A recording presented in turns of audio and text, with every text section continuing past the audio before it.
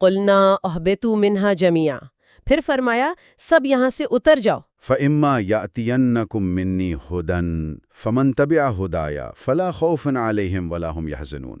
پھر اگر میری طرف سے تمہارے پاس کوئی ہدایت پہنچے تو جو میری ہدایت کی پیروی کریں گے ان پر نہ کوئی خوف ہوگا نہ وہ غمگین ہوں گے۔ یہ ہے کامیابی کا راستہ، اللہ کی طرف سے ہدایت آئے گی، انبیاء آئیں گے، کتابیں آئیں گی۔ انتخاب انسان کا ہے۔ جی، جو مانے گا چلے گا اس کے لیے امن ہے، سکون ہے، دنیا میں بھی آخرت میں بھی، نہ خوف نہ غم۔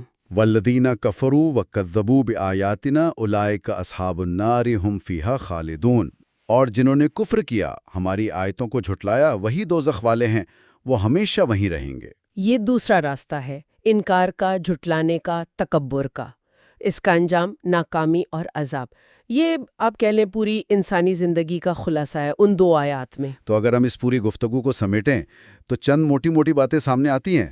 ایک، اللہ نے انسان کو بنایا ایک بڑے مقصد کے لیے، خلافت۔ جی، 2، اس کی بنیاد رکھی علم پر، انسان کی فضیلت علم میں ہے۔ بالکل۔ 3، تکبر جیسا ابلیس نے کیا وہ تباہی ہے۔ سب سے بری چیز۔ 4، انسان کمزور ہے، اس سے لغزش ہو سکتی ہے، اور شیطان اس کا کھلا دشمن ہے، ہمیشہ بہکانے کی کوشش کرے گا۔ جی ہاں۔